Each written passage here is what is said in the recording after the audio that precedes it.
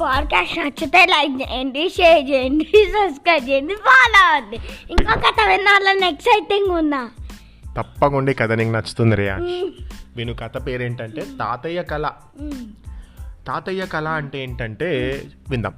పుణ్యగిరి అనేటువంటి ఒక అడవిలో దట్టమైన చెట్లతో ఉండేది ఆ అడవి. ఆ అడవిలో చాలా జంతువులు, పక్షులు నివసిస్తూ ఉండేవి. ఆ అడవిలో ఉన్న కోతుల గుంపుకు కేసరి అనే ఒక కోతి నాయకత్వం వహించేది, లీడర్ అన్నమాట. కొంతకాలానికి కేసరి ముసలిది కావడంతో చెట్లు ఎక్కలేక, ఎక్కడికి వెళ్ళలేక అక్కడే ఉన్న ఒక గుహలో ఉండసాగింది. అప్పుడప్పుడు బయటకు వచ్చి పక్కనే ఉన్న చెట్టు కింద చేరి కాస్త సేద తీరేది. చెట్టు మీద పక్షులు, ఉడతలు పడవేసిన పళ్ళను, గింజలను తిని కడుపు నింపుకునేది. తన పిల్లలు, మనువలు కళ్ళ ముందే ఆడుతూ గెంతుతూ పండ్లు, కాయలు తినేవారు. కానీ కేసరిని మాత్రం పట్టించుకునేవారు కాదు. తన వారితో మాట్లాడాలని, మనవల ముద్దు మాటలు వినాలని, వారితో ముచ్చటించాలని ఎంతో కోరిక ఉండేది కేసరికి. పిలిచినా వచ్చేవి కాదు. నువ్వు ముసలిదానివి, మాతో ఆడలేవు పో అని పరుగులు తీసేవి పిల్ల కోతులు. అంతేలే అని మనసులో అనుకొని బాధపడేది. ఇలా కొంతకాలం గడిచింది. ఆహారం లేక కేసరి బాగా నిరసించిపోయింది. ఒకరోజు చిన్న కోతిపిల్ల అంజు అనే కోతిపిల్ల ఆడుకుంటూ చెట్టు కింద ఉన్న కేసరి దగ్గరకు వచ్చి, ఎవరు నువ్వు అని అడిగింది. నేను మీ ముత్తాతను అని అన్నది. ముత్తాత అంటే ఎవరు అని గుడ్లు మిటకరించుకుంటూ అడిగింది అంజు. ఆ ముని మనవరాలితో అలా మాట్లాడుతూ ఉంటే చెప్పలేనంత ఆనందం కలిగింది కేసరికి. పోనీలే, వాళ్ళకంటే నువ్వే మంచిదానివి అని దగ్గరికి తీసుకుని ముద్దులాడింది. తాత అంటే ఎవరు తాత అంటే, తాత అంటే నాన్నకు తండ్రి అని ఎన్నో కబుర్లు చెప్పింది కేసరి. తన కళ నెరవేరిందేమో కానీ కాసేపటికి ఆ ఆనందంలో అలా నేల కొరిగింది, అంటే చనిపోయింది. అంజుకి ఏమీ అర్థం కాలేదు. అటు ఇటు కదిపింది. తాత ఎందుకు అలా పడుకున్నావు? అరే ఏంటి పిలుస్తుంటే ఎందుకు లేవడం లేదు తాత? లే అని తన ముఖాన్ని తన వైపు తిప్పుకుంది. ఎందుకులా పడుకున్నావులే అంటూ లేపసాగింది. ఎంతకు లేవకపోవడంతో పరుగున వెళ్ళి వాళ్ళ అమ్మా నాన్నకు చెప్పింది. కోతుల గుంపు మొత్తం వచ్చింది. చుట్టూ చేరి ఎంతో బాధపడ్డాయి.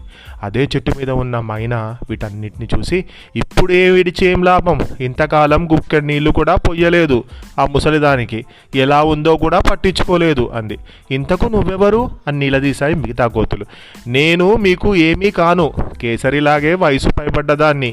ఇదిగో ఇదే నా మనవరాలు, నా బాగోగులంతా చూసుకుంటుంది అంది గొప్పగా.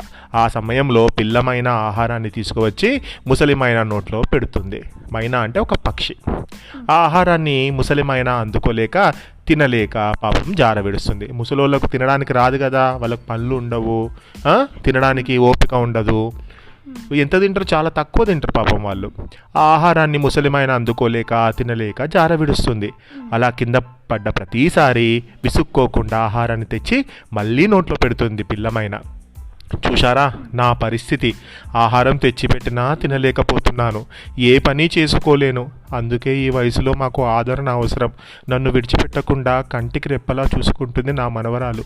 మేము మీతో సమానంగా ఆడలేకపోవచ్చు, కానీ వాటిలో మెలకువలు చెప్పగలం. మీతో సమానంగా కష్టపడలేకపోవచ్చు, కానీ కష్టం విలువ, కాలం విలువ చెప్పగలం అంది ఏడ్చినటువంటి కళ్ళతో ముసలిమాయన. ఇదంతా విన్న అంజు ఒక్కసారి పరుగు తీసింది.